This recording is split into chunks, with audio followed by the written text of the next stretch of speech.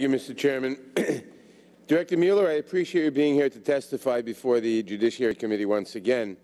As you saw from the September 5th letter that the Chairman and Mr. Scott and I sent, as a committee we have many issues to discuss with you.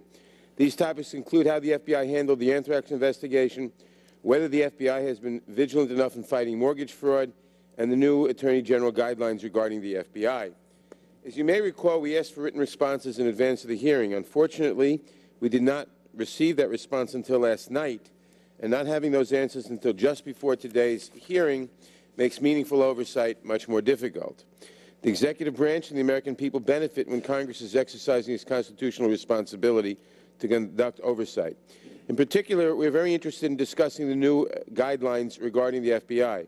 I'm sure members will be asking many questions about them.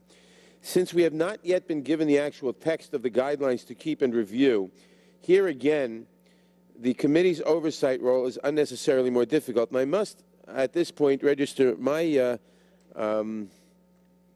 displeasure with the decision by the FBI to show the guidelines to staff, but not to allow them to keep a copy, or not to allow the committee to see it. These guidelines are not secret. They're going to be public in a few weeks, and I don't understand how it serves the purposes of open government to keep from the committee, to this moment, guidelines that are going to be open in public in a few weeks, as if it is the purpose of the FBI to make sure that the committee doesn't have enough information to ask intelligent questions before they go into effect.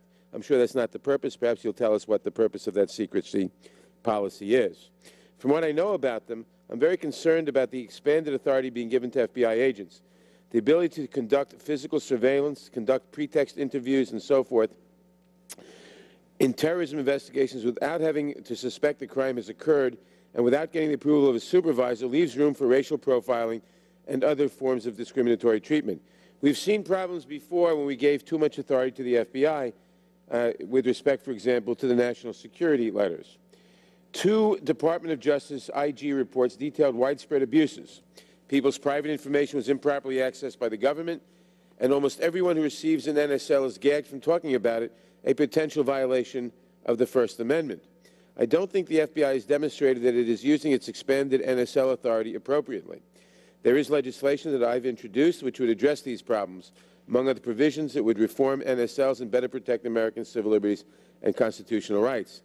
I also would like to discuss the FBI's investigation into the Anthrax case. Many serious questions have been raised about the arguments and evidence the FBI has shown. These questions have not been answered, and many outstanding issues remain. I'm glad you're here this morning so we can get some answers. With that, I want to again thank Director Mueller for being here. I look forward to hearing his testimony and his answers to questions. I thank the Chairman. I yield back the balance of my time. Thank you. The Chair recognizes